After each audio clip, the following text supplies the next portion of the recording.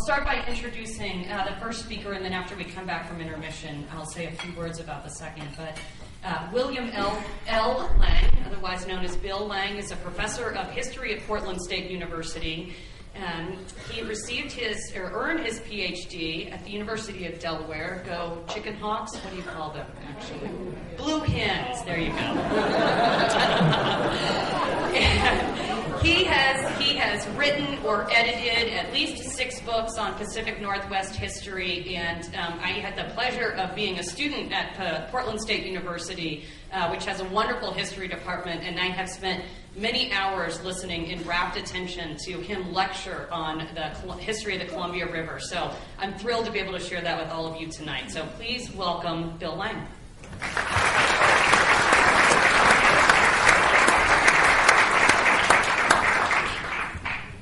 Thanks, Eliza. What my role tonight is to give us a little perspective, looking back over a very, very short period of time when the Columbia River is completely changed. It becomes a mutant, to put it maybe not so delicately. A mutant because from the reach of tide, which goes to the base, near the base of Dalles Dam, all the way upriver on the main stem, some 1,200 plus miles to a lake at the base of the Canadian Rockies. The river has been changed in practically every mile of its extent. But more than that, the tributaries that feed that river have also been changed. And those stories are interesting ones. I'll mention a couple tonight, not in detail, but to put it in perspective. But one thing to think about is that Portland, of course, is on one of those tributaries, but there are others in Washington, the longest, running through Idaho, the Snake River. And then there are tributaries in the upper river in Canada. And in each one of these, the effect of what's happened on the main stem reverberates into those streams as well.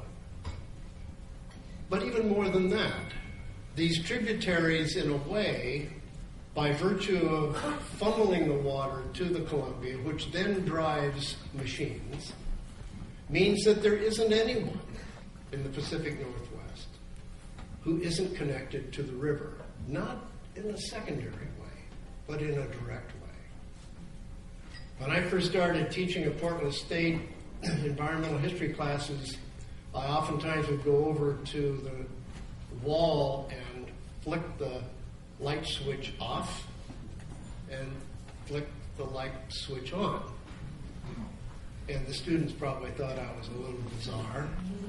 But I did that purposely to say, I've just killed some fish. Now, that's hyperbole, surely, but in a way it's not. Because what happens to the riverine ecology, and by that I mean all aspects of the ecology of the water and the shore, and in a way, even the forests that contribute to bringing the water to the main stem, all of that is affected by this. And in particular, fish. And fish become an issue for a number of reasons, but I would suggest that one reason that fish become so important is a deep cultural connection to fish that spans people, groups, chronology, and place. You can find people in dry Idaho who are connected to these fish. So what I want to talk about tonight is not that issue writ large and going through the details of it, but rather to ask some basic questions about how does this system get put together. Because one of the biggest questions I'm sure you've heard asked and then answered in a kind of a lame way is, well, they didn't really know. They built the dams and then they discovered that the fish had problems. Or another one was, Well, we didn't really know, but we watched the fish come up after the dam went in, and they just bashed their heads against the base of the dam. They couldn't get through. Well, these are interesting, apocryphal, if it weren't so tragic, laughable descriptions. But the fact is that we have known about spanning rivers and the loss of fish since colonial days. So this is nothing new. But I think what is interesting about the Columbia is the notion that somehow the fecund millions upon millions of fish that came into the river every year, and the enormous volume of this river, second largest in the United States, that somehow the mix of this water and all of these fish, nothing could stop it, really. I mean, it would be hubristic, wouldn't it, for us to say, well, we could stop the fish runs. Couldn't possibly do that. It's like killing the buffalo. Can't kill them all. Well, even with that, as early as 1915, the Oregon State Game Commission already knew that any dam across the Columbia River would pose an enormous problem. And they went on record. And they went on record because the first attempt at a plan to do so was launched in 1912. But it takes many years before we get to what you see up here, which is a schematic of the dams in the United States on the Columbia and Main tributaries. Not all of the dams. How many dams are there? Well, depends on what you mean by dam, because we can have very small dams and very large dams. But there are 250 major dams, and there are more than 400 dams in the Columbia River Basin. So we're talking about, in the United States, the single most controlled hydrological power system in one basin. And you're looking at, in hydro potential, the single most powerful hydro system on the face of the globe. You can't find another river basin that has as much hydropower as the Columbia. So it's huge. And we benefit by it. So one point before I start, well, I've already taken up some time. Before I start talking about this is, you should all recognize that you live in a very, very special place. Everybody agree with that? Anybody who doesn't? Anybody want to move to California? You'll find out that part of you goes to California quite regularly. But what I'm referring to here is not that we love this place, and I was born and raised in Portland, so I can say it with great gusto. But there's something else. Do you realize that we are really thieves of the highest order? We've been taking money from the citizens of the United States for a long time now, since the early 1930s, and specifically since 1937, when the Bonneville Power Administration was given the unbelievable blank check, as it were, to establish this power marketing agency in the Northwest with its headquarters in this fair city, in which people from all over the country contributed their tax dollars so that we could generate power, which we won't give them 1 kilowatt. There isn't another agency in the federal government that I'm aware of, and maybe somebody who knows the history of some of the other regions better than I do, that can really match the unique position of the Bonneville Power Administration within the Department of Interior. This is, in many ways, this is a satrapy to the river. Right here in Portland, we all benefit from it. The lowest power rates in the country come from hydropower. They come from hydropower in the state of Washington. A PUD in the middle part of the river has the lowest kilowatt per hour generating rate in the country. So we do have cheap power. We're going to hold on to it, thank you. And it makes our living easier. And by the way, one small footnote, it's awfully hard to be green if your main power source is coal. It's a lot easier to be green if your main power source is falling water. Even though, as I started off, it does damage fish.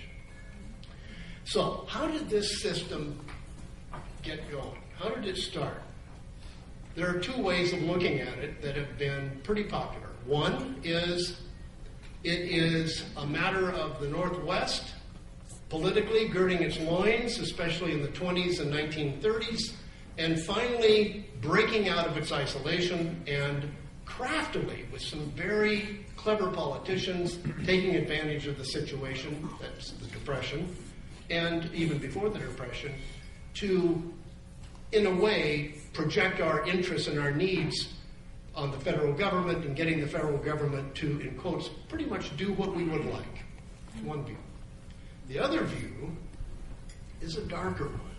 And this one is that once this was even established as a possibility, the real power, the federals from Washington, looked at the Pacific Northwest and came in and essentially imposed on the Pacific Northwest a plan that was going to benefit their political, economic, even social agendas. In other words, we were, in many ways, going to be the child, almost like a colonial child, of a federal power structure.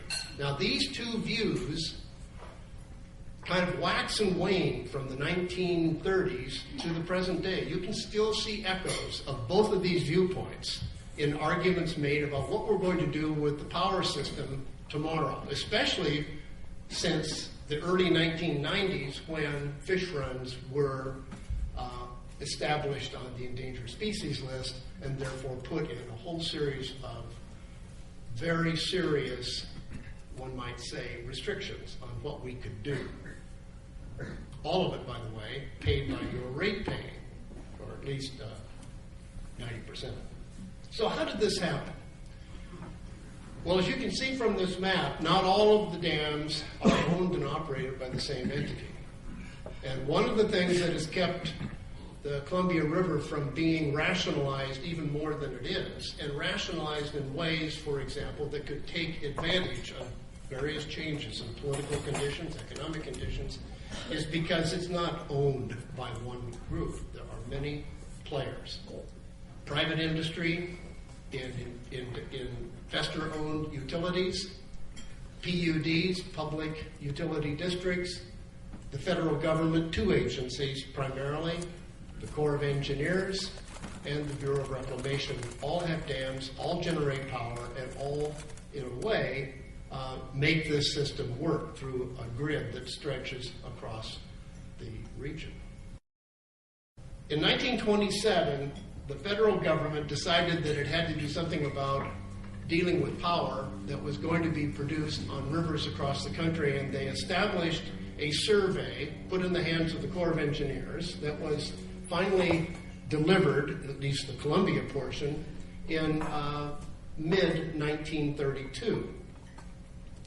This report, so-called 308 report, because that was the number of the House bill that authorized it, laid out a plan on the Columbia River that essentially put almost all of the current dam locations on a map that early. So by 1932, in many respects, the pattern of where the dams were going to actually be sited was already established. There were a couple of three changes, and I'll talk about one of them, along the way. But for the most part, it fit this pattern. One change that took place that had nothing to do with this 308 report along the way. But for the most part, it fit this pattern. One change that took place that had nothing to do with this 308 report, and I'm going to point it out because it'll come up later, you'll see up on the Snake River. And you'll notice that there are 4 dams on the Snake River. These 4 dams, the lower Snake River dams, beginning with Ice Harbor and ending with Lower Granite, and yeah, they're all labeled. You can see it goes up to 1975 as the last date of construction. If you look at those dots, they're colored to indicate that they're Corps of Engineers. And if you run from the one highest up the Snake, Lower Granite, down to Bonneville Dam, you'll see that it's a straight line of core dams. And the object here is to create a stair-step slack water pool all the way from Tidewater, or the reach of Tide, which is the lower Columbia, near where we are, all the way up to Lewiston, Idaho, making Lewiston, Idaho, 400 miles from the coast, essentially a port. It's an interesting port because what goes up and comes down is relatively limited. What goes up is mostly fuel, and what comes down is a variety of agricultural products and forest waste products. Back and forth, back and forth, back and forth. Saves approximately at utmost 2% in transportation costs over rail or truck. So in other words, there are bigger interests involved than just saving 2% transportation costs. Now, I mention this because in 1938 is when the Corps outlined what it called its main control plan, and that is the core of the main control plan, which is to establish this ability to control the river. One more point, and then we'll move on to some of the details. I keep saying that, don't I? Which is that the entire system is based upon, quite literally, a calculus that is relatively abstract when you think about it for a minute. Because the calculus is how much value is there in the weight of falling water. As water falls and turns the turbines, which generates the power, obviously it's the weight of the water falling that's the critical element, assuming the rest of the machine works perfectly. So what is really critical is how much water is available to fall. And there are two kinds of dams. One kind of dam allows water to run through it. This is called a run-of-the-river dam. That's Bonneville, the Dalles, and so on. And the other dams that are off the main stem are storage dams.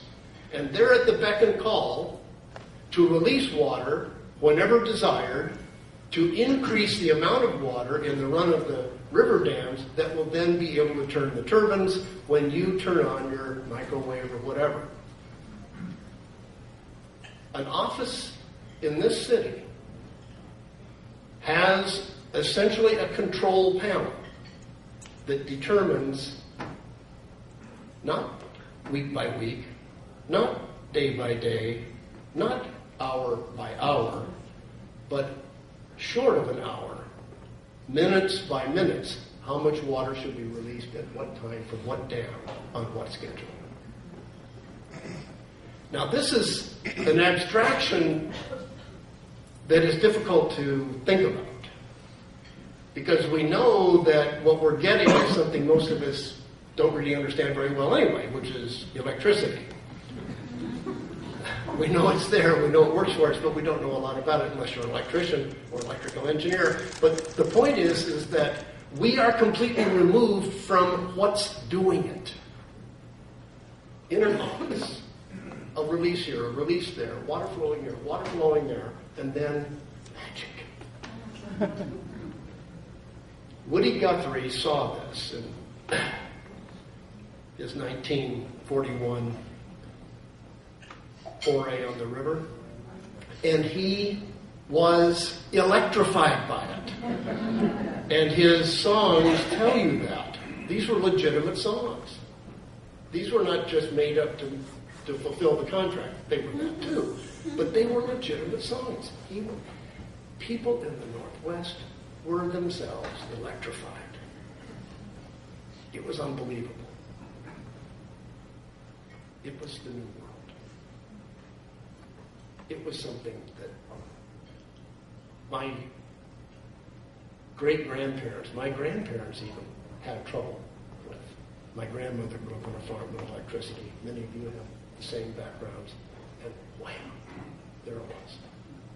So it has this kind of nostalgic part to it, and we can all kind of see that. But what we oftentimes forget in our modernity is how revolutionary it was. I mean, it's not like creating fusion power today or something, although maybe it might be close to that. It was really something. So people were excited. And here's the big question. Happens to us today, happened to them at the time. Great. But you know, somebody's going to win and somebody's going to lose. This is not something that's going to be neutral. It's going to have winners and losers. Here's the first fight, and it's still going on. This is a cartoon that shows you graphically the choice that Pacific Northwesterners and Oregonians had between the PUDs and the IOUs, or the investor-owned utilities. Pro and con. What's a public utility district? It's ownership by the people of the means of the production of power. My God, it sounds frighteningly socialistic. And in fact, that is exactly how it was labeled by the investor-owned utilities and their stockholders.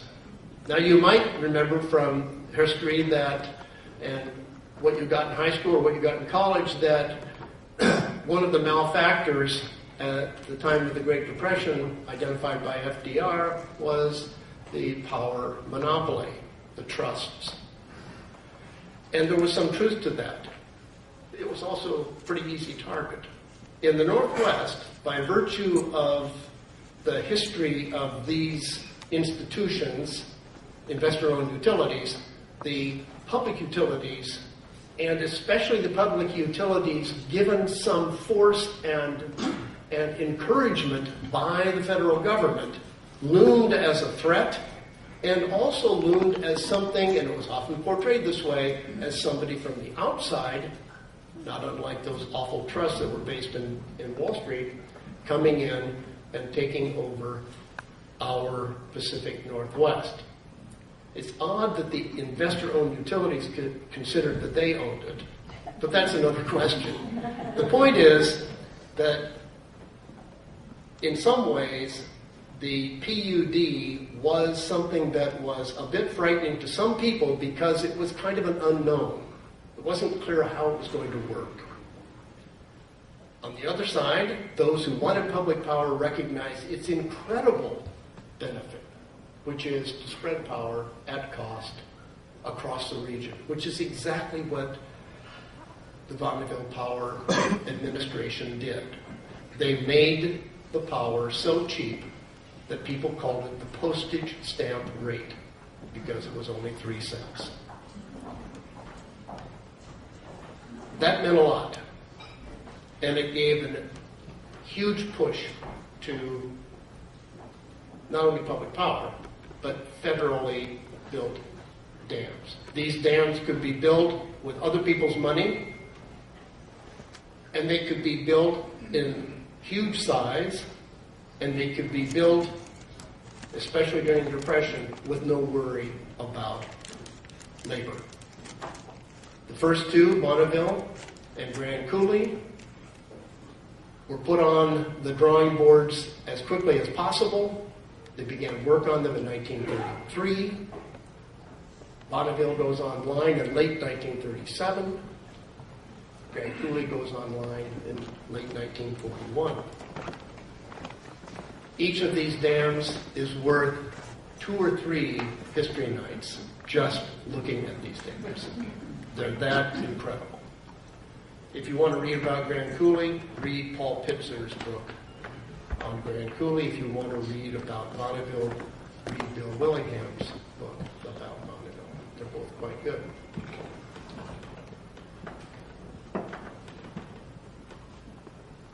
In the middle of it is politics. And in some ways, it never really has been anything but in the middle of it from the very beginning. One little footnote.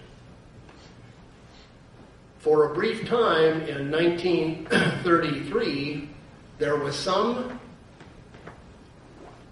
possibility that the first dam in the Columbia was not going to be built at Bonneville, but was going to be built where McNary Dam is today, because that dam was the one that had the most political weight behind it. And there are reasons for that which would take us astray. But the point I want to make about that particular footnote, and then a second one that I'll make in a minute, is this entire process is highly contingent.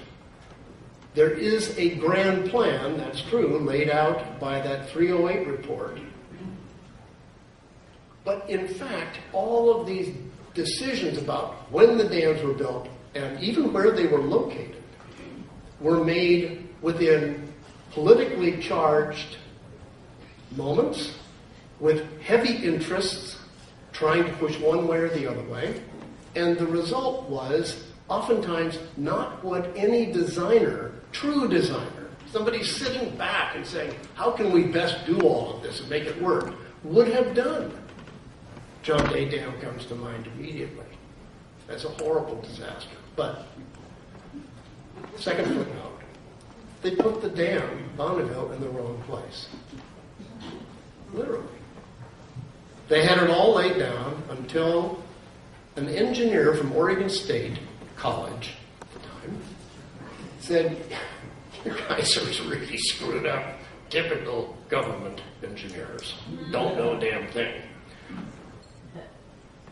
Went up and demonstrated to them that the dam was literally in the wrong place. Now, fortunately, they did build the dam in the place that was correct, if one can say that there's any correct place for a dam. But clearly, if they had built the dam where they had first planned to build it, near Warrendale, it would have been a big mistake. So even something as basic as you might expect where you're going to put a dam turns out sometimes not to be quite right. At the very top of the political pyramid of people who were certain to get Pacific Northwesterners discussing politics and power is Harold I. Ickes. Famously, Secretary of Interior, who wrote his own diary as the diary of a curmudgeon, which means he wore it, and wore it proudly, was determined to have control, and to have control by virtue of the bureaucratic machinery within the Department of Interior, to create something, and this is in the eyes of those who feared him, that would, in essence, determine how power was generated in the Columbia, and who would get it, and when they would get it, and how much they would get, and some feared even what they would do with it. Let me give you an example of that. In 1936 and 37, a commission looking at what they were going to do once this great power system had fully materialized, but more specifically, Bonneville Power, what were they going to do? Just have a bunch of industries, a Pittsburgh, suddenly in the Columbia River Gorge? Well, the answer was a resounding no. And here's another contingency. You wouldn't have the Columbia River Gorge had it not been for this committee. This committee was extremely not only interesting politically, because there were a mix of Republicans and Democrats and independents, but they had a voice that really had some weight, and it actually changed how the original plan would have been played out. This committee was extremely not only interesting politically, because there were a mix of Republicans and Democrats and independents, but they had a voice that really had some weight, and it actually changed how the original plan would have been played out. So, somebody like Ickes frightened many people because if he had control of the entire basin, he would be able to, in essence, determine which parts of the basin were winners and which parts of the basin would be losers. And this scheme was called the Columbia Valley Authority. It was first proposed in 1933, and it was proposed in every session of Congress in one form or another from then until 1953. So we've got 20 years of proposals. It never became a reality. It was semi-modeled on the TBA, but not exactly like that. But the point of it is, for us, thinking about it now, is here was an opportunity to make one agency responsible for the Columbia River Basin. We would be living in a much different place if that had taken place.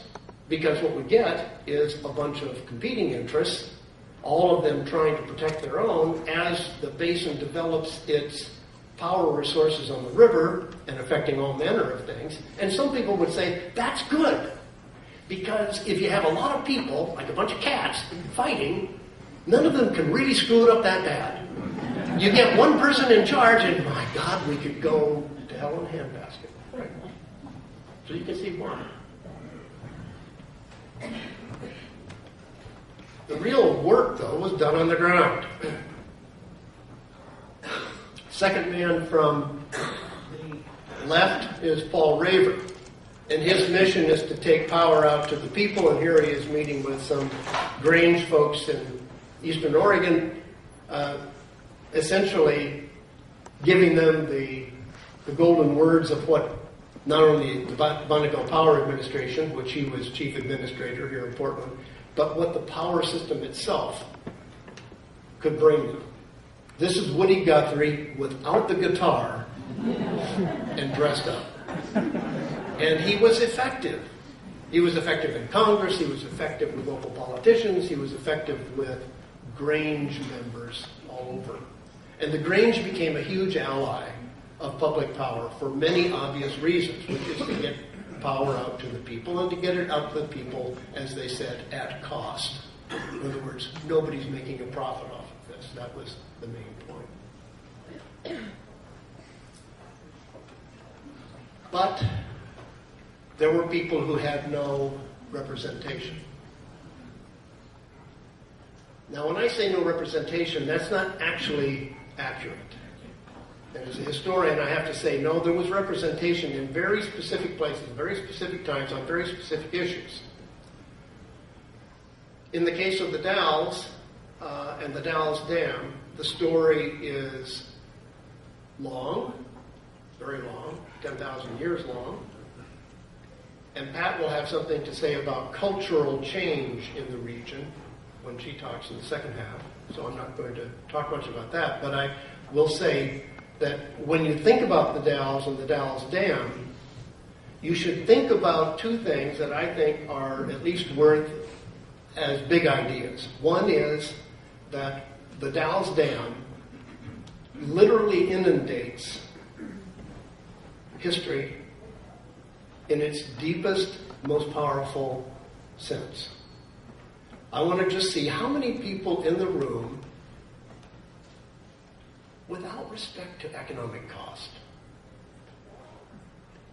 I'm not saying don't consider it, I'm just saying don't accept any economic cost, would like to see the Dalles, Celilo Falls, returned. Okay? Okay? Okay? Now, I can tell you that the Corps of Engineers would say, well, they say a lot of things, but one thing that they would say is, you can't do that. It will essentially render the machine inoperable. And there's some truth to this. But the point I'm making is that this deep cultural power is more than just the deep cultural power that's so obvious among Native American fishers and their communities. If you want to read about this, you should read Katie Barber's book on the death of Celilo. And if you want to read about what happened to Native American fishers along the river over this span of time, as not only Bonneville, but the Dalles and other dams are built, you should read Bobby Ulrich's book, Empty Nets, which talks about the negotiations. And that's why I say Native American people were involved, but the key thing here is obviously involved when and at what point. And I'm going to talk about one of these incidents when they were truly involved at a key point. But, question. I'm getting... Eliza, I'm getting close. Timekeeper. 5 or 10 minutes. Okay, good. I can. Last part's going to be fast. Anyway, the fish question, as I said, was alive from at least 1915 on. But in 1948, I'm going to pick that one date because we have such a plethora of information about it and memos. I've got 5 government memos from different agencies that all say the same thing, which is goodbye, Upper Columbia River salmon. We, in the words of one core fisheries biologist, we will be sacrificing all of them. None of them will survive. Now, was this hyperbole? A little bit, but the point I'm making is that it was very well known that there was going to be a calamity. And the economic relationship was the one that was addressed by everybody, save the Native Americans and commercial fishers, who had their base of power in Astoria. So here's something you've got to think about. Astoria versus Lewiston versus Wenatchee versus Portland in league with Celilo.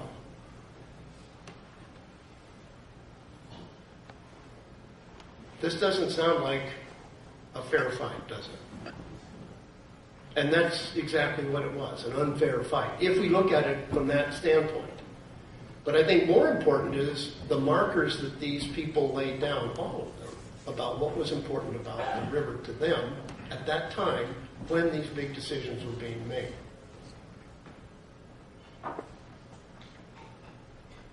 Salmon fish processing at the Dalles. The killing floor at the Dalles. We don't see this anymore for a lot of reasons, but one of the big ones is the dams.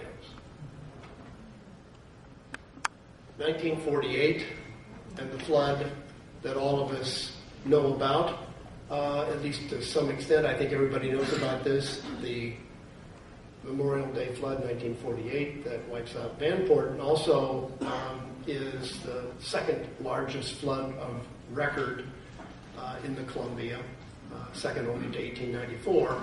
And this brings something that we haven't seen since Bill Clinton was here in the last flood. He's here within 3 days in 1948, President of the United States. Pretty easy to get here in 3 days now, even in a helicopter. But in 1948, this meant that the President put down everything and came here. And with him are finally people in Washington who are going to take the Columbia River Basin plans seriously and begin moving forward to not only develop the Columbia, but to deal with things like flood threats. In other words, this is an opportunity for a politician to become engaged in something people are worried about. 1948, May. He's facing an extremely tough re-election battle. The famous Dewey defeats Truman newspaper that many of you have seen reproductions of. He wins, surprisingly. And the Northwest is one of the reasons he wins. And one of the reasons he wins, in part, is his obvious commitment to doing something about the Columbia. From 1948 on, the plans, even for the dams that had been approved, because it's one thing to approve a dam, it's another thing to get appropriations for it. It's the second one that's the hard part. The first part, not so hard. They moved forward rapidly in the 1940s and 50s and 60s to the end of the construction in 1975. Before that event in 1948, almost a year before it, in July of 1947, the federal government held a very, very unusual meeting in Walla Walla, Washington. The U.S. Fish and Wildlife Service, had determined that any more dams on the Columbia River would kill off the fisheries and destroy the commercial fisheries, the sports fisheries, and the native fisheries. And the U.S. Fish and Wildlife Service had got the Department of Interior to agree to put a moratorium on dams for 10 years. That dams would only be built on tributaries off the main stem where fish passage specifically and fish recovery secondarily would not be damaged. In addition, they had established a program of protecting all of the lower river fish streams, principally the Cowlitz and the Deschutes. And in these two plans, which were not made at the same time, but were linked, the meeting in 1947 in Walla Walla brought everybody concerned, including representatives of the Yakima, Warm Springs, Umatilla, to Walla Walla to talk it over in 2 days of discussions.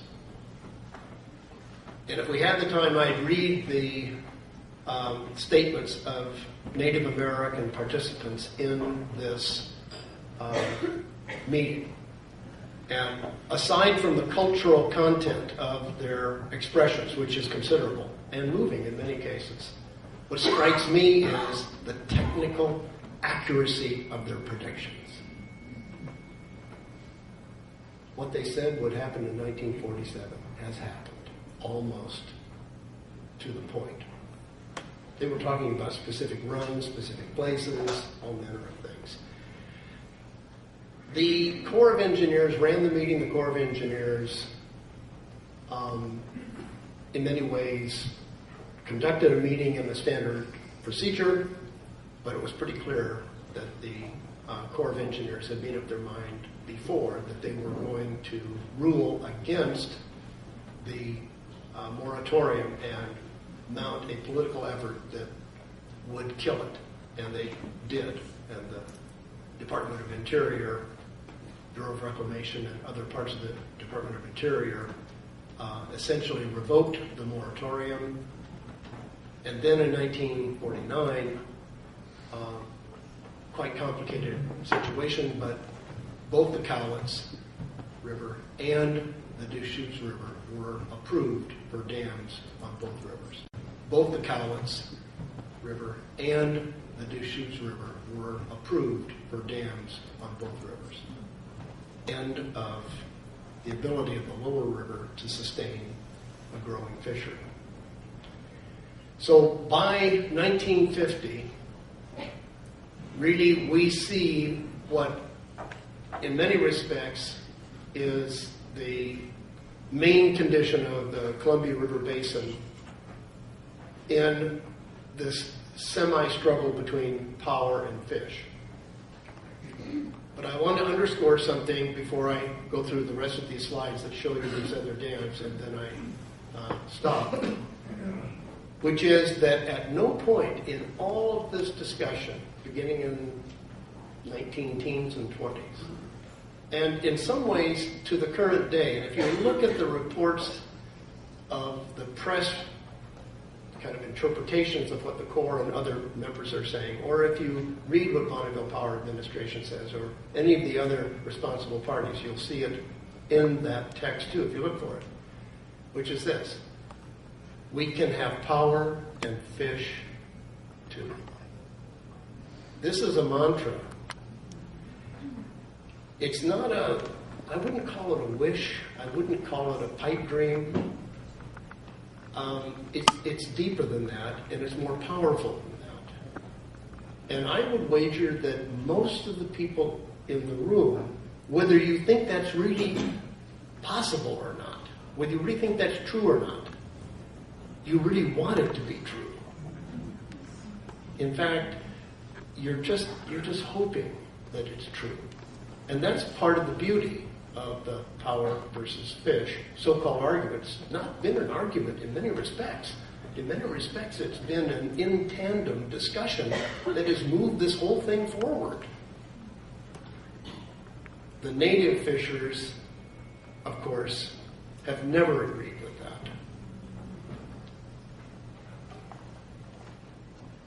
The people in the picture on the left, J.B. Davidson, who was Assistant Secretary of Interior, Julius Crude, who was Secretary of Interior behind Truman, and William Warren, who was in charge of power operations for the Department of Interior. McNary Dam. Of course, the Dalles Dam. Warren Magnuson, senator, powerful senator from Washington, who made it possible to dam the lower Snake River, and his chief ally in Walla Walla, Herbert West. Ice Harbor, Lower Monumental, Little Goose, Lower Granite, the pathway to the river. Hugh Mitchell, the brainchild of the CBA, senator and then representative from Washington State. Henry Scoop Jackson got behind CBA until it burned him with a couple of his labor supporters, and then he turned his back on it. Gus Norwood, who died about 5 years ago. Some of you may have known Gus. Longtime public power advocate and defender of dams. On the side of dams and not on the side of fish, but on the side of power at cost. This is one of the many handbills trying to defeat the idea of the Columbia Valley Authority. This one from about 1945. Maybe that was 49. No, 49. That's 49. Douglas McKay, fierce opponent of CBA and fierce supporter of investor-owned utilities, not a dedicated enemy of public power, but one who took advantage of it politically. The Killer Dam, John Day, a dam built too big and in the wrong spot, replacing 2 dams of the original plan. And then, because of the 1964 treaty with Canada, Keenly Side Dam in Canada, Duncan and Mica Dam. Why? In part, for this, to send power to California. As you can see, the launching point is John Day Dam, but the power is actually power being generated in Canada, surplus power that's wheeled to California. So this is what we have today. It's a system built upon excitement, electricity in all forms, personal and powerful. And it's also built on hope. Hope in 2 ways. Hope that the river will sustain us in ways that we can't imagine. And secondly, hope that we don't kill our environment, especially fish and people in the process. Thank you.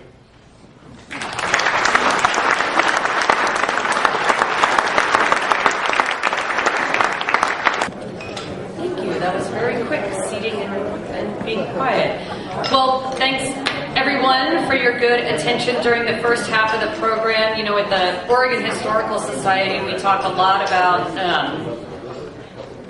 how to make our work relevant to the public and how to make sure that the public knows about the work we do. And I think that one of the most exciting things about history is being able to recognize that the past is not some place that was inevitable, and that people made decisions and they took actions that had consequences. And I think Bill's talk is just a great example of that. So history is filled with that, I promise. There's so much. So it is my great pleasure to introduce Pat Courtney Gold to you to speak in the second half of our program. Pat is a member of the Wasco Nation, and she's enrolled with the Confederated Tribes of the Warm Springs Reservation. Her first career was as a mathematician. And in the early 1990s, she left that work and began to really enter her career and her life as a fiber artist. And she is a nationally renowned artist doing basketry weaving and probably a lot of other things with fibers that I am not educated enough to understand. But she's been recognized by the National Endowment for the Arts for her great skill in that work. And one of the many very cool things about my job with the Oregon Historical Quarterly is that I get to talk to authors about their work. And I can remember in 2007 when we were working on the Celilo Falls issue, having the opportunity to talk with Pat about her article about the Long Narrows, which I just urge everyone to read, so buy a copy of the Quarterly. But really it was a wonderful phone conversation, and she was telling me all kinds of things about her culture and her history that some of them didn't make it into the article, which is just, like I say, one of the great benefits of my job. So it's a real thrill for me to be able to have her here tonight and share her knowledge with you. And I do just want to say that, obviously History Pub is the work of a lot of partnerships, McMenamins and the Holy Names Heritage Center and the Oregon Historical Society, but we also have a grant from the Multnomah County Cultural Coalition, which is one of the county coalitions funded by the Oregon Cultural Trust. I'm sure many of you are donors to the trust, and if you're not, check it out. It's an amazingly easy way to give money and get that money back when you do your taxes. And so the program that we have tonight is supported and generated by lots of different people working in lots of different ways. So, and all of you being here. So we really appreciate that. So I will stop and let Pat Courtney Gold talk. Please welcome her with me.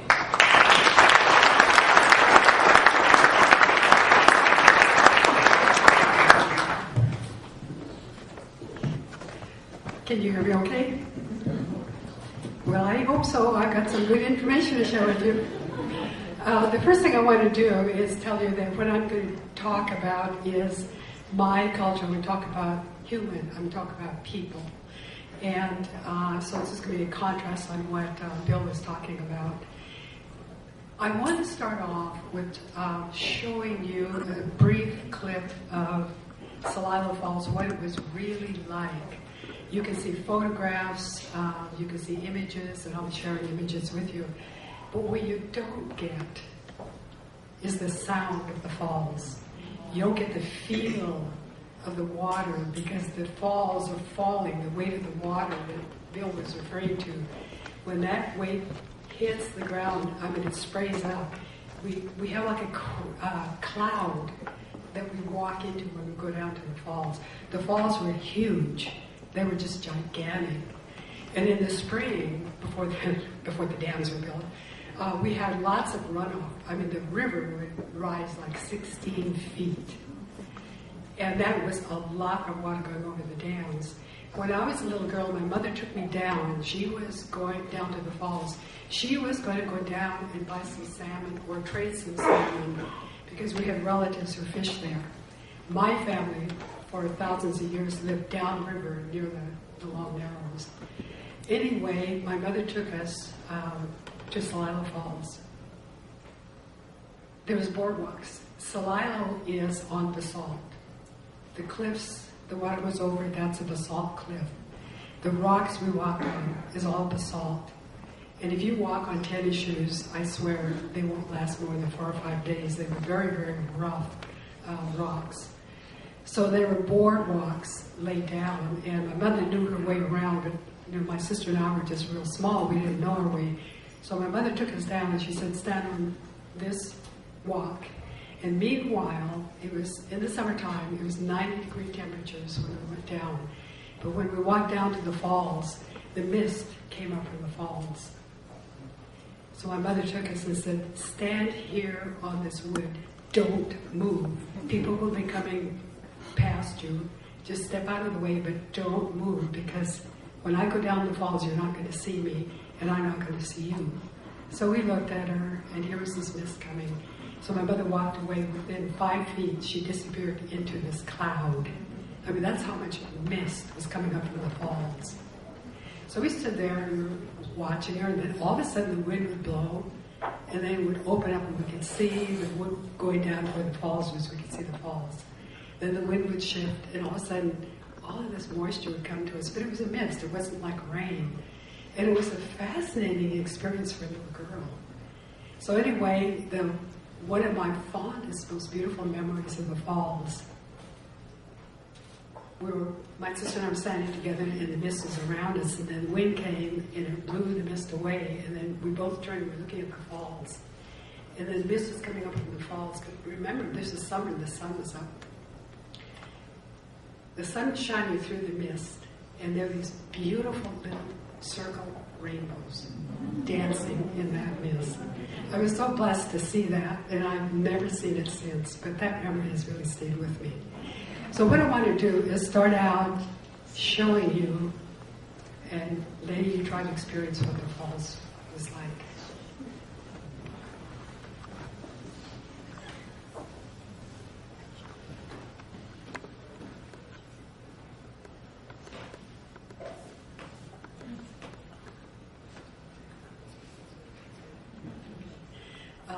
I also wanted to tell you that some of the images that Bill shared with you about Celilo Falls, you saw some of the fishing people down there.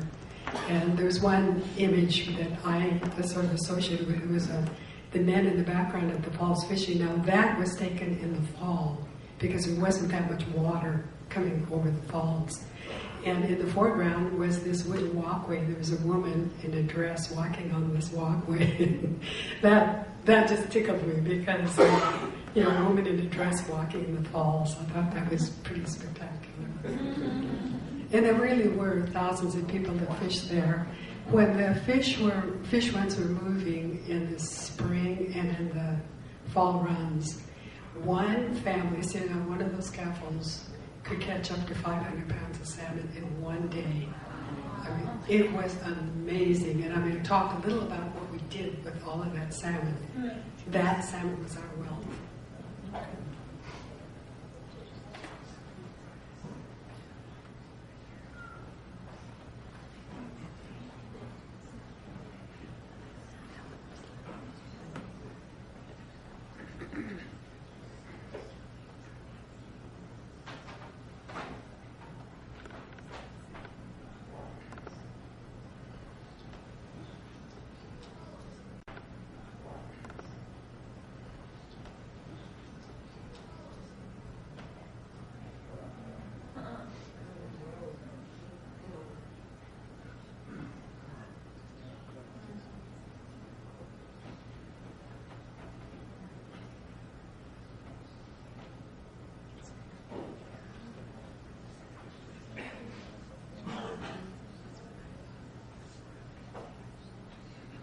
See the mist?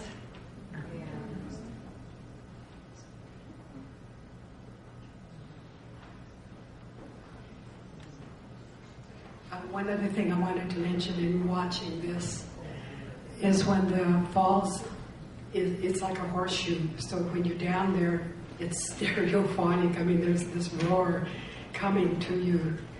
And the roar is so loud when you're down there, you can't talk. People can't hear you. So there was a special sign language that people used when they were fishing. And my mother knew that sign language because as she went down, she was asking for certain areas where her relatives caught the salmon.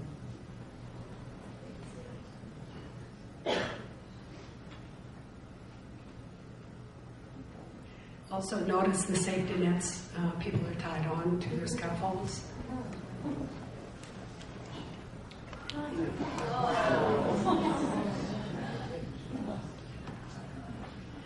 Those are basalt rocks that are very hard on your feet.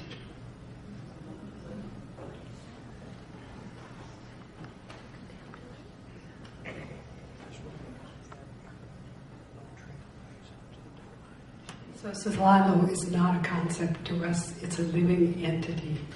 Celilo is a personal name, just like our name for the Columbia River is Juana.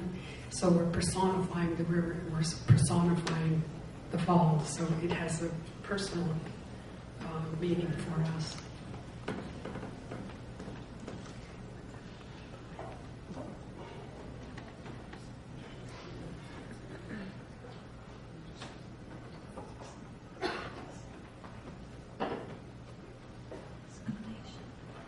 Okay, thank you. So again, what I want to do is just talk briefly about the people around the Dalles area, around the Dalles Dam, before and after. And really, I'm going to focus on what the life was like.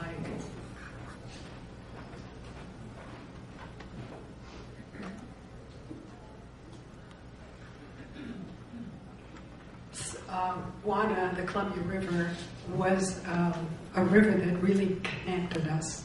We didn't think of the river as just a river that was transportation or a water source or a fish source, but it also connected all the people. And I wanted to give you an idea of how many tribal nations there were prior to probably the 1800s. I mean, there were thousands and thousands of these nations, and they were all connected to each other by the river. So even though people lived way up in Canada or northeast Washington, we could all go up and down the river in canoes and visit with one another. Trade was very, very important to us too. And I also want to emphasize that new research has been done using carbon dating. So they've dated some of our sites to be 12,000 years and older. And then just again, Celilo.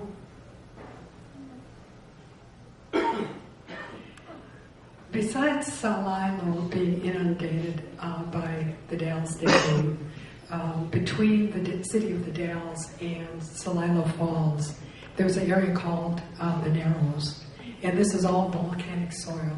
It was a really geometric wonder, and as was Celilo. There was also just as much fishing going on here, and just as much fish being caught. A lot of that is overlooked because of the dramatic falls, Celilo Falls. But this area was also well populated by a lot of people who came down to fish or to trade for the salmon.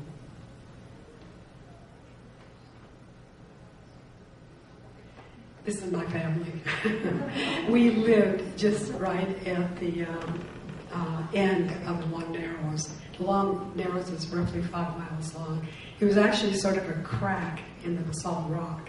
So the river up around Celilo was about 1 mile wide.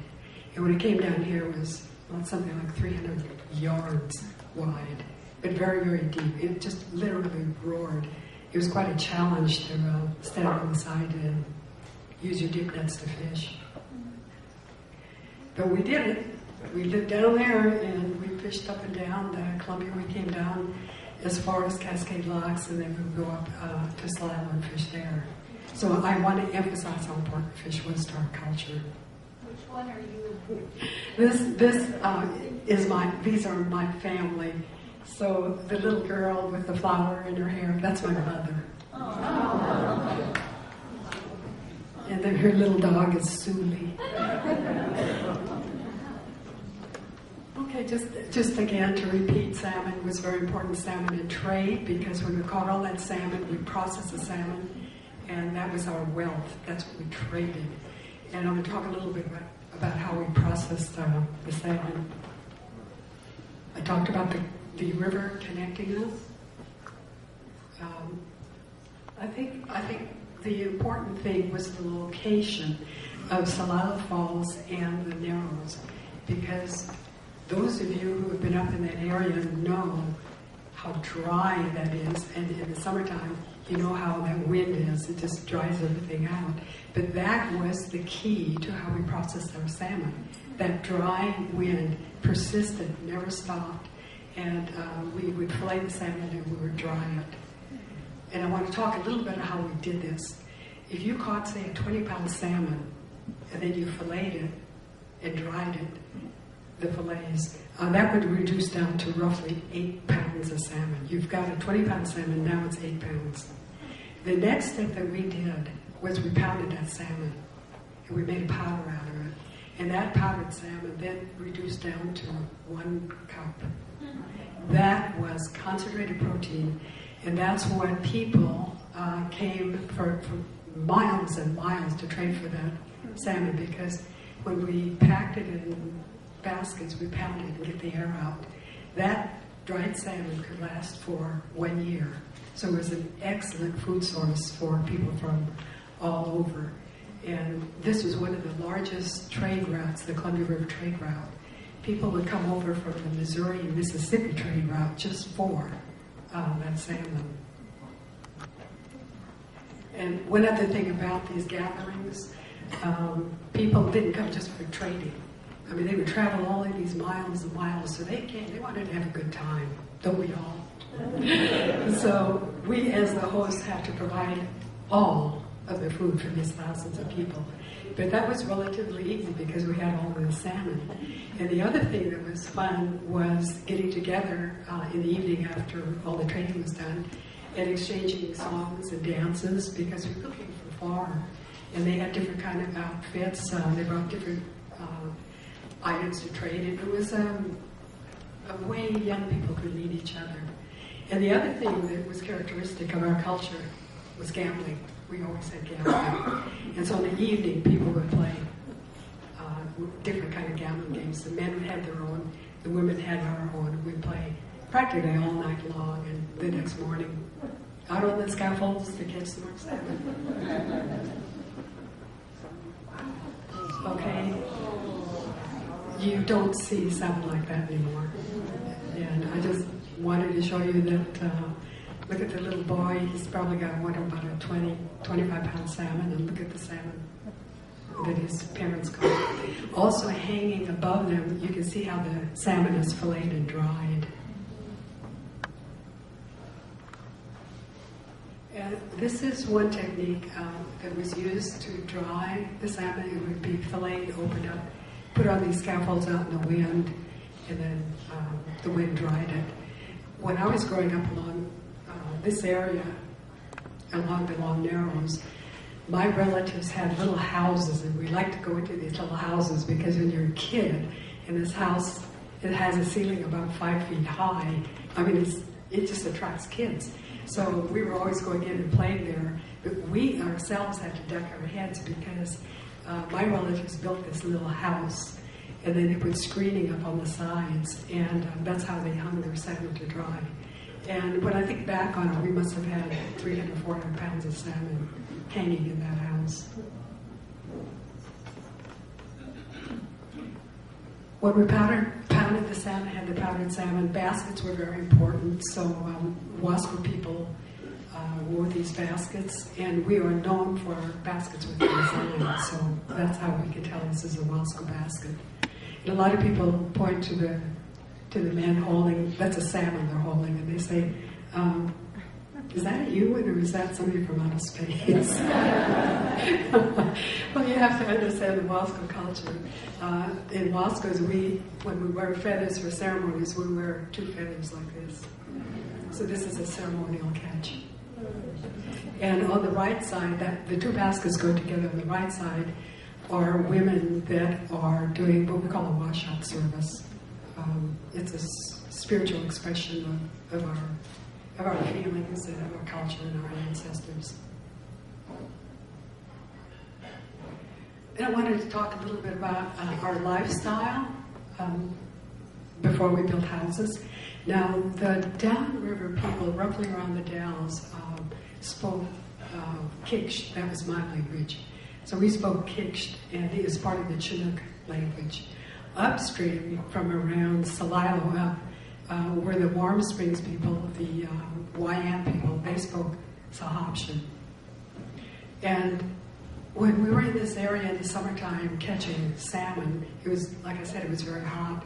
So we made these tule mat houses.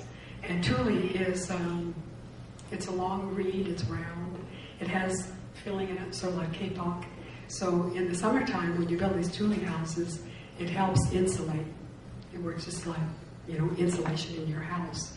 And the only time it really, really got hot was probably 3:30, 4 o'clock in the afternoon, and then would open up the bottom part of the tule shingles. You can see that the shingles are actually long mats. They just wrap around the poles. So this is a very portable house. We could move it from site to site, and that's exactly what we did. The tules were a renewable resource, so there are tules all along the Columbia River, and they came in really handy for making mats. Not only what we use as table, we knelt down on the floor and ate on the table. And then there were also mattresses, and then there were big shingles for our houses. We eat a lot of salmon, but what goes with the salmon are different kinds of bulbs and tubers. We actually have about 40 or 50 different kinds that we harvest. We can eat them fresh, and then quite often we just dry them and save them for summertime, or if there's a lot, then they're also a trade item.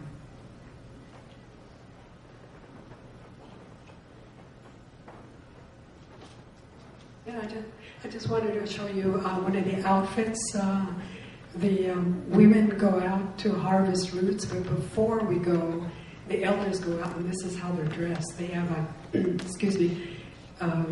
fez-like hat, and then they have what we call a wing dress. Historically, those are usually made out of deer hide, and woven basket to harvest the roots. The little black metal thing hanging from her waist is actually, we call it a gubbin, but it's a root digger. It helps dig the roots and the bulbs that we're harvesting. It's based on the curvature of a deer antler because that's what we used before we got metal. And I just wanted to point it out that this is a perfect ecological tool for harvesting. And now remember, we've done this for thousands and thousands of years, and we never run out of food. So when you see that slight curvature in the gubbin, if you put that down, put it in maybe 1 inch or 2 inches by the plant, you want to dig up its roots.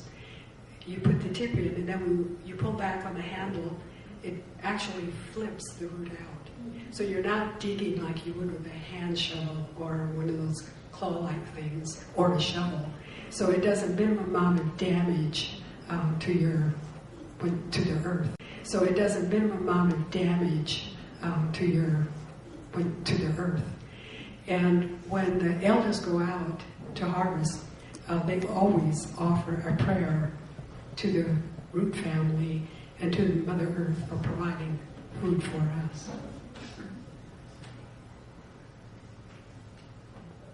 And I just want to show you a different kind of basket we have. It's designed to hold berries, soft foods. And the taper is such that the berries on the bottom don't get crushed. It's coiled around cedar, and cedar repels insects. So when we put food into this, we cover it with ferns, and the little ears on the top are laced through that. We can store our berries for up to a month if we keep them cool and in the shade. Because this basket is perfect for what it was made for. So I've given you a brief history of what our life was like and before, say, the 1800s. And it was very stable life. There weren't that many dramatic changes that occurred to us. Because we were trading people, we wanted to keep peace with all of our customers. So we never went to war. We did have squabbles, but in general, we didn't go to war, didn't have enemies. But everything changed for us. We had 2 dramatic changes in our culture, our heritage. One was in 1855 when immigrants were coming over and they wanted land for farming. We lived along the river, so that's what they wanted. They wanted river water, they wanted land. So the Army rounded us all up, forced us to sign treaties, and then moved us to different reservations. This is just a brief view of the different reservations in the Northwest. And I just wanted to show you that, to contrast the thousands of people that had lived here, the native people, and then how we were moved to tiny little parcels of land in Oregon and Washington. Washington. What I'm going to do now is just focus on primarily the Warm Springs Reservation, Yakima Reservation, and Umatilla, because we have a lot in common. When we moved to reservations, we lived in poverty. So this is a house very similar to the ones that my grandparents and great-grandparents lived in when they were first on the reservation. I happened to grow up in this house the first 5 years of my life. We didn't have running water or electricity. And we did have this terrible school. My family, we grew up in that house. This picture was taken in front of that house. I'm the little gal way over on your left. And notice a little girl sitting next to me. You'll see her later on. This is the school. These are boarding schools that were built for all of us. And all the things you've heard that are traumatic, that were bad, that are horrible, they're all true. I spent 1 year in a boarding school. To this day, I can't even talk about it. It's just terrible. So we were wealthy people in commerce and trade, business people, businessmen and businesswomen. When we moved to reservations, we had to raise cattle or farm. This was a semi-arid area, and it was very difficult to raise cattle. Farming, 12 inches of rain a year, can you imagine what you can grow? So it was really hard. My grandparents built their house by springs, so they would carry water from the spring up to the garden. And then they would have to stand guard at night to keep the porcupines out. Porcupines loved watermelons and corn.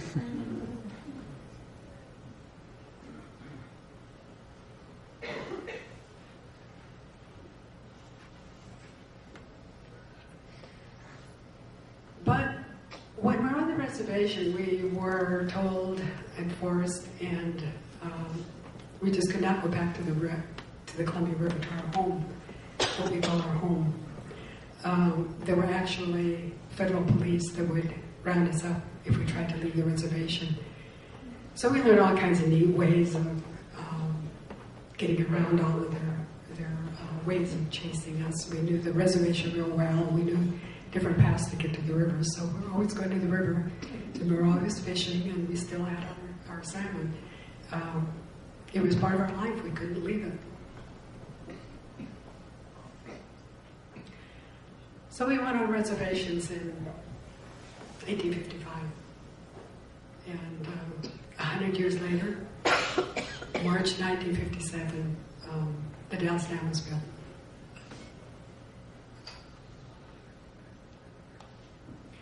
This is a home site. Remember I showed you a picture of my family? Well, this is exactly where we live. We called it in Kitsch, Wakuks, and it translates into Lone Pine. We always planted a pine tree. We always had one pine tree growing there. And when it grew up and past its lifespan, we would bring in another pine tree and plant it. Remember, this is all basalt rock.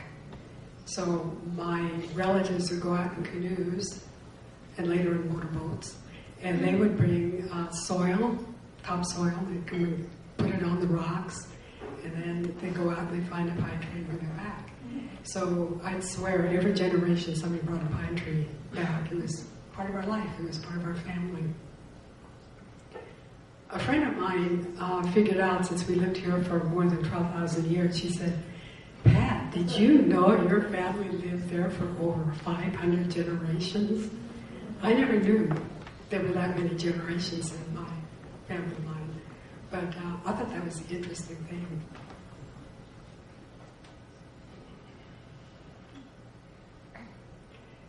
So what happened? What happened after the Dalles Dam was built?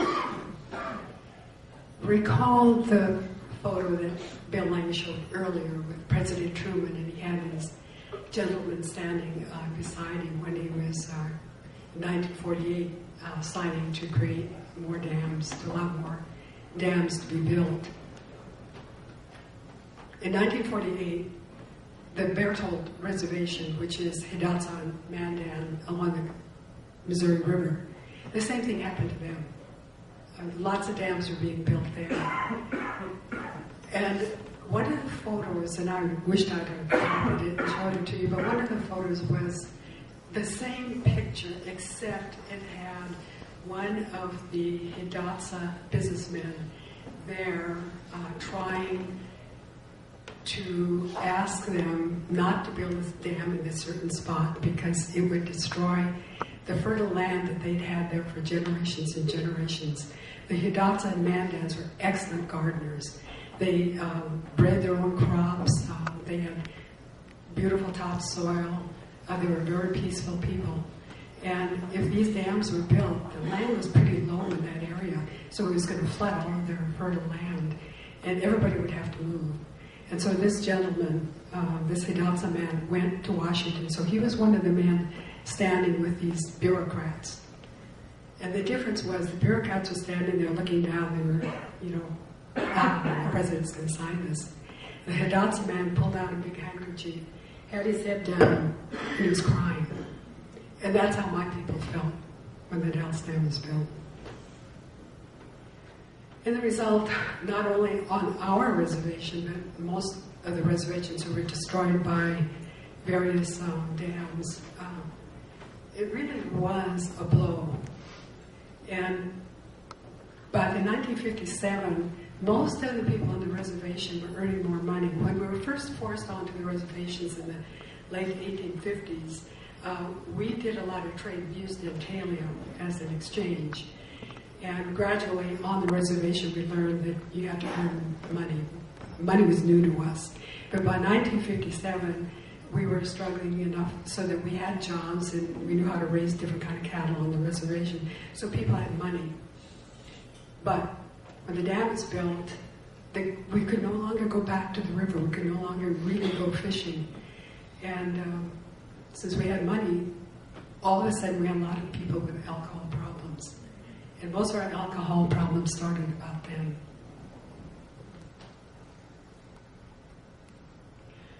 But there were still some of us who realized what was very important to us was to hang on to what culture that we had. This is what defines us, our history defines us. So we have to hang on to what we remember. And so here's my dad. He and I went out and we were digging roots. I'm a basket weaver. People look at that picture and they say, Pat, why is your dad using a bucket? You should have a basket. And I made this basket for my nephew, who then grew up, got married, and he had a little girl, and so she is now using this basket, and it's for harvesting berries. So we're keeping that culture going for the next generations.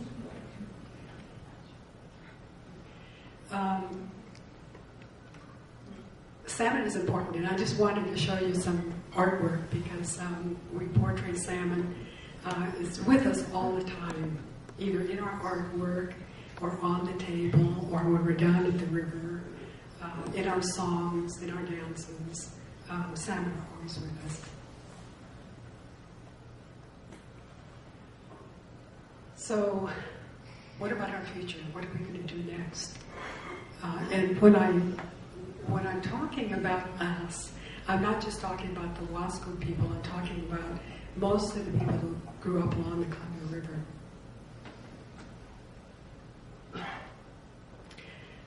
In 1855, when we were forced onto reservations, we were forced to actually sign treaties with the federal government. And at that period, it was right around the Civil War, and the Army was in charge of rounding up all the Indians. And they didn't really want to go to war with us. I mean, even though they spent a lot of time running all over the country looking for us. So they decided, rather than go to war, it'd be easier to round up the leaders and sign treaties. So that's what happened in the 1850s. most of the Native people who are on reservations sign these treaties. The nice thing from us, 100 years later, is we have our own sovereignty. So sovereignty, just very succinctly, we have our own government. We can keep our own government. We rule by tribal councils. Both men and women are on our councils to make decisions. We have our own history. We have our own government. We can run our tribal structure any way we want. Right now, most of the tribal council is going into a corporation. So a lot of us are now the equivalent of shareholders in our tribe. And we have our own language. We have our own laws. So that's very succinctly a definition of sovereignty. The important part of these treaties, we kept our treaty right.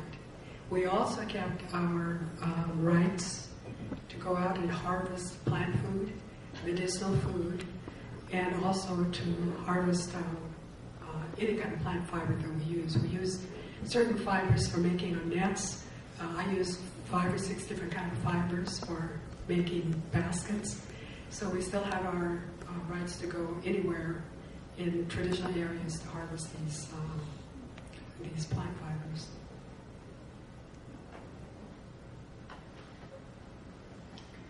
Fishing rights, so now besides fishing in a few spots, because there aren't very many good fishing spots on the Columbia, we still go to the tributaries of scaffolds and go fishing. Here, this is on the Deschutes River, Sheriff's Bridge, and women also fish. I used to fish with my brother, but you reach a certain age and climb up and down those basalt cliffs, it gets a little hard. So you can see how the basalt cliffs are there, and my friend Susanna Santos is an artist, and she is depicting some of the people fishing on the scaffold. Unfortunately, Susanna passed away a few years ago. And my friend Susanna Santos is an artist, and she is depicting some of the people fishing on the scaffold. Unfortunately, Susanna passed away a few years ago. We still honor the salmon. This is a salmon feast at the Celilo Longhouse. This is the old longhouse. And those are tule mats that are rolled out on the floor. And then when people come in, there's a certain procedure in how you enter the longhouse and how you sit. But everyone is welcome. So in April, usually the second weekend in April, the Celilo people have their salmon feast, and you're all welcome to come. And it'll be fresh caught salmon from right in that area. And this is pretty much what it looks like. Everybody goes into the longhouse. It's now a new longhouse. It's a beautiful longhouse. And it can hold a lot more people than the old one. So it's just really good to come up and see that the traditions are still going on. We always give thanks to the salmon. We give thanks to the roots that we pick, the berries that we pick. And so this is one of the special occasions for us. Salmon, like I said, is important. This is a recent picture. My family went out fishing and caught a bunch of salmon. And not only is it an important part of our diet, but you can see Skippy peanut butter is important too.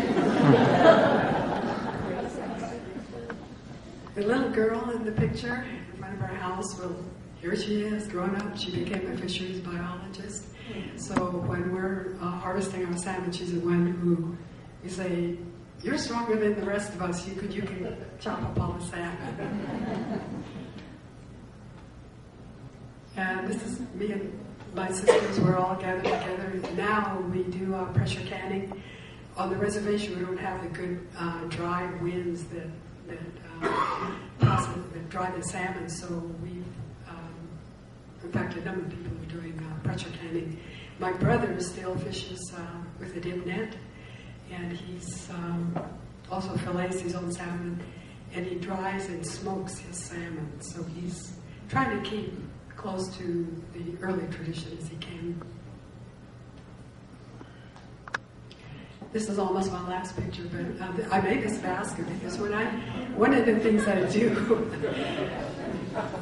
I work at museums, and I not only explain all of the baskets, how they're made and where they're from and their uses, but it's an opportunity for me to look at baskets and get new ideas, understand different fibers they make, and learn different designs, and just really further my personal education on basketry and on what museums have to offer.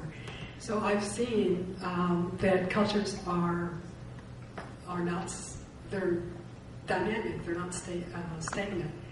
They grow. When I study baskets, I can see the changes in the designs and the images. I can see changes in fibers.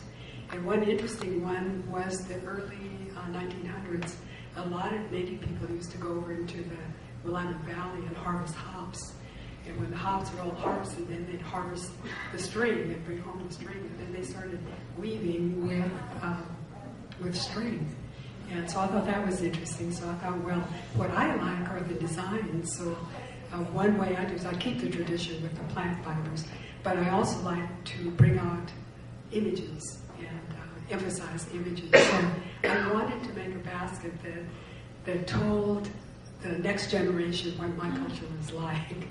So here we have what I call a yuppie Indian couple. And so they both have gone to college, they have MBAs, they're working for their tribe. And the tribes I mentioned earlier are set up like corporations. And under the corporation, we have different, what we call enterprises, different businesses. So in Warm Springs, we have the Canada Lodge and the Canada Casino. We own our own mill. We own part of the Pelton Park, so we get a lot of income from the power. And then we have we're encouraging a number of tribal members to set up their own businesses. And we have a business center where they can go and learn how to do bookkeeping and Quicken software. So we have a lot of people doing their own businesses, primarily logging and farming. I have my own art business. There's a couple other people that have art businesses. And then they do consulting work in education, going out to different schools and telling them about improved ways of working with ethnic people. So, we're sort of growing in a different direction. Even though I have this crazy design on my basket, I'm still using traditional techniques in making this basket.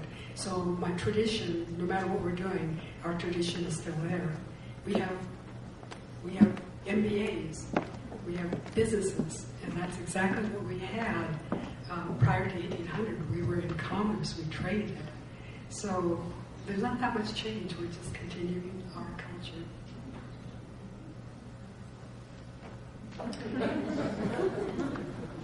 That says it all. Yep. So, I guess.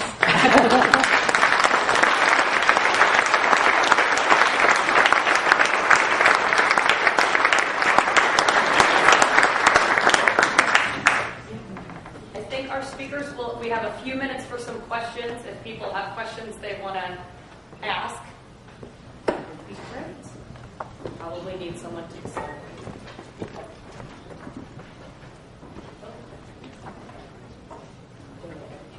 Yes, question. Would you describe the technique that you said you met?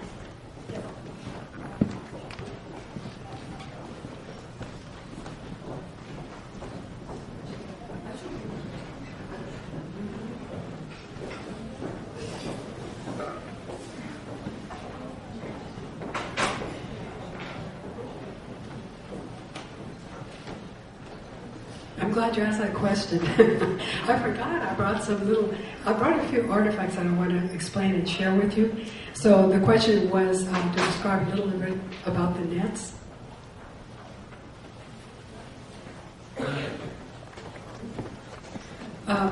Some of you probably won't be able to see this, but I'll leave this out here so you can later come up and take a look at them. But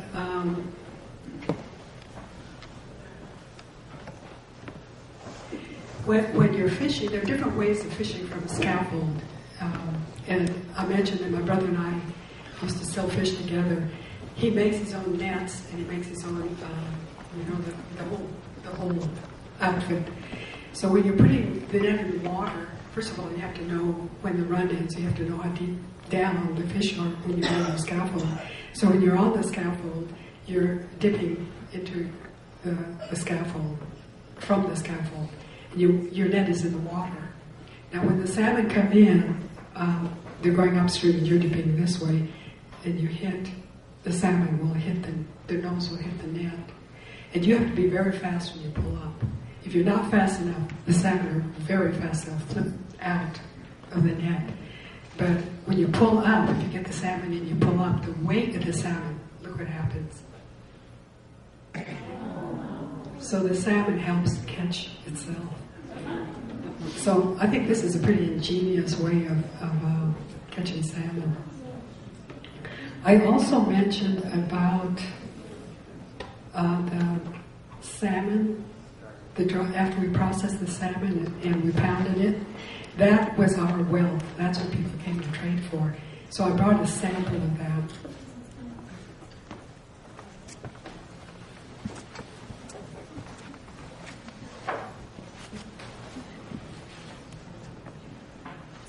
So it's just powdered. If you look at it, it just almost looks like sawdust.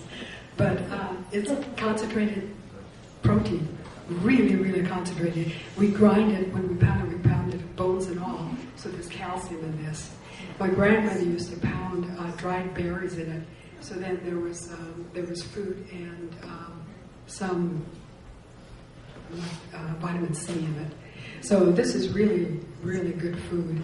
When you eat it, since it's so concentrated, each person can only eat 2 tablespoons at a time. If you eat more than that, you have most incredible stomachache. And there are different ways of eating it. One is you can sprinkle it, you can make soup, put it in a cup of hot water, or you can sprinkle it on rice, potatoes. We used to sprinkle it on our cooked roots. And I love the way my sister likes hers. She likes to sprinkle it on bagels and cream cheese.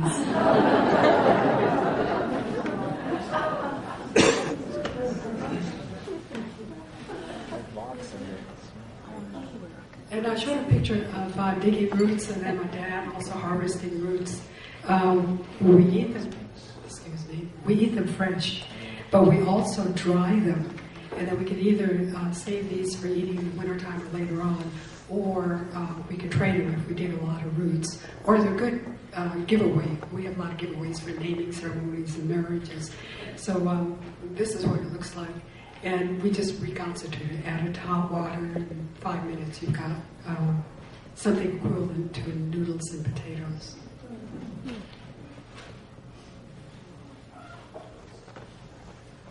And the last thing I brought, a lot of people, I wasn't aware of this, and a lot of people don't know what a tule is. So I brought, it grows anywhere from 3 feet to about 12 feet. But I brought some samples so you can pick it up and look at it. It's round. On the inside, it's got that K-pop-like stuff. So you can pick it up and go ahead and squeeze it and look at it and break it if you want. So those will be up here for you to come up and look at. With what do you bind the tules? Pardon me? With what do you bind? Oh, when we make our mats. Okay, what we do is we harvest different plant fibers, but the best one is dog bane, which is a long, looks like a stick. We peel the bark off, process that, and it's fibers like hair. And then there's a technique we do for making a 2-ply cordage. And we can do it real fast, rolling it on our legs, so we can have our own string. And then we use that to twine and connect the fibers. Was there a question over here? I had a question for you. Okay. The Bonneville Dam is the westernmost dam, and it was also one of the earliest dams. So how did it affect the fish runs before all the others were built? Great question.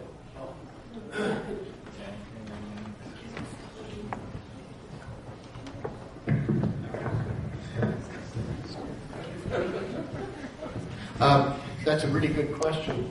When the fish ladders were put, oh, you didn't hear the question, did you? The question is, what about the effect of Bonneville Dam, the most western dam, the most downriver dam, to fish runs?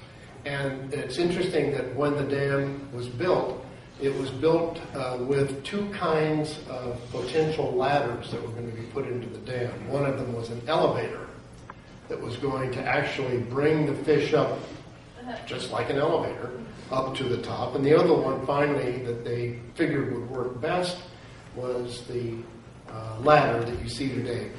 Kind of a variation on what you see today. It's not markedly different.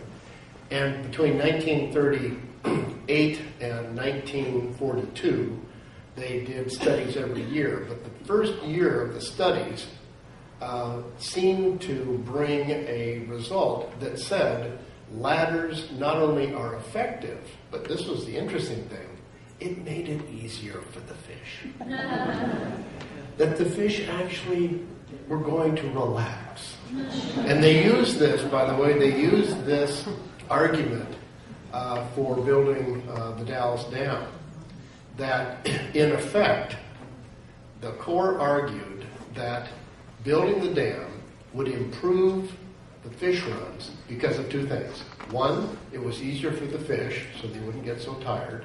Second, the native fishery would be gone, and therefore there would be more fish escaping. Therefore, there would be more fish coming back, and on and on and on. Of course, it didn't work out that way. Back and on and on and on. Of course, it didn't work out that way.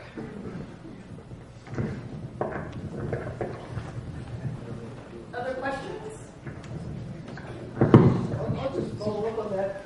Did people see a dramatic drop-off in salmon in the Celilo area after the Bonneville Dam was built?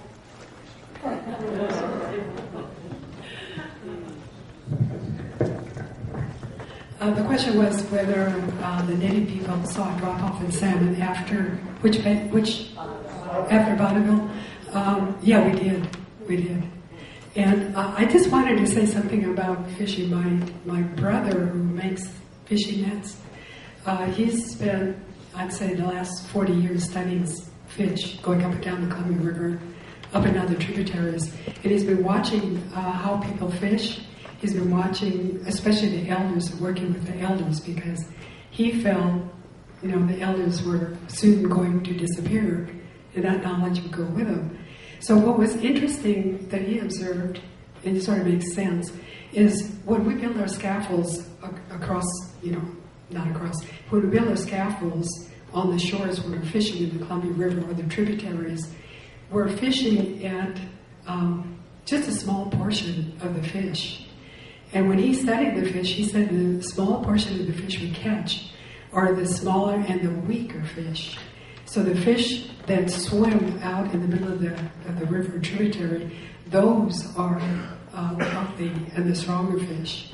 And this technique of fishing then helped thin out the weaker salmon, and every generation of the salmon would be stronger and healthier. And that was quite noticeable decrease in the health of the salmon when the dams were built.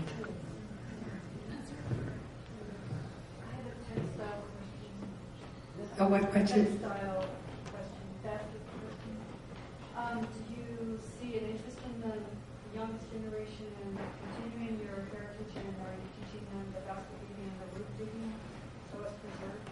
The lost and worm strains and Okay, the question is, see if I summarize this right, is whether or not I see the continuation of the culture and the arts to the next generation, to the young kids.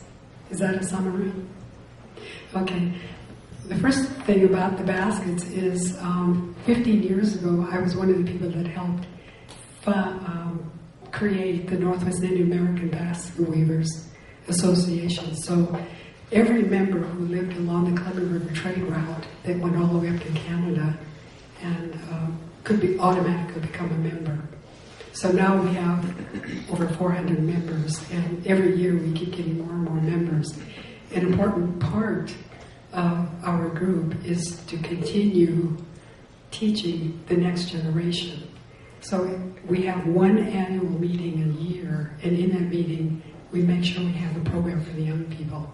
And young people, I mean anywhere from 3 years on up. So we have the really young kids in one room, and then the older kids in another, and then the rest of the kids, if they feel comfortable working with an adult or want to be mentored by, say, someone like me, then they can come out to any of the weavers and say, can I work with you? So in that respect, we're keeping the basket skills alive. The elders come, and some of them don't weave anymore. They can't go out and harvest. But it's important to have them there because they tell us about basket stories. And they also just tell us legends. Just keep that part of the culture going. A lot of the schools have done away with boarding schools. And then in the 50s, we asked the state of Oregon to come in, and we helped them build schools on the reservation. We said, come in and help work with our young kids. And that worked out really good up until about the sixth grade. And then the kids just dropped out. They didn't want to go any further. So then we brought elders in, and we introduced more of our culture and our tribe to them. And that was what they were interested in.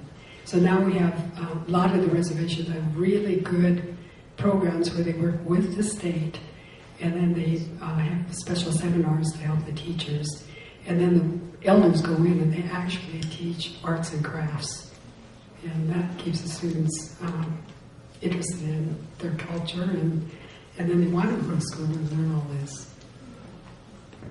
One more question, if there's one more. Thank you, everyone. One more.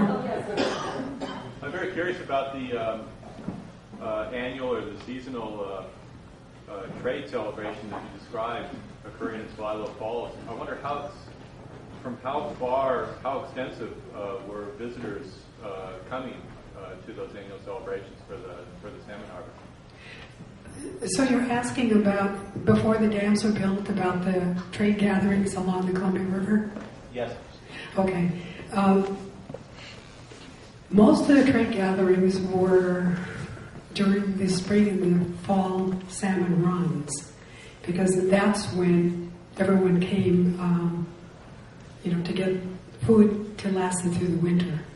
And that was, when you think about it, that's very important, because a lot of people had to follow their food crops. They either had to follow the elk and the deer or the buffalo, or in the desert they had to know where certain plants grew, so they had to go on a certain route. So a lot of people had to do a lot of traveling. But up here along the Columbia River, we didn't. Our food source came to us. And this Columbia River trade route was huge. There were literally thousands of people that came. And they stayed for 3 weeks, even longer. And because it was party time, I mean, everybody had a good time. The Lewis and Clark in 1805, when they were down the river, and then in 1806 when they're coming back, when they're going down the river, they just missed. They went down in October, and the fall one was probably in September. And so they just missed it, but they did see a lot of Native people still there. And they saw a lot of people speaking different languages also. So, like I said, there were huge groups of people in the Columbia River area, and my people lived near the Dalles, and we had a little place called Wigwat, and it was one of the trade centers. The other was up at Celilo. There was another big one up at Celilo Falls in Washington. So there were different places where people would gather. And the interesting thing was, when we traded our salmon to people from east of the Rockies, they would then go to the Missouri, Mississippi extensive trade route. And then they, in turn, would trade the baskets of salmon there. So I was pretty intrigued when I started traveling around the United States, and I would see baskets in wasco baskets in really strange little museums or historical museums. Does that answer it? You know? Yes, thank you.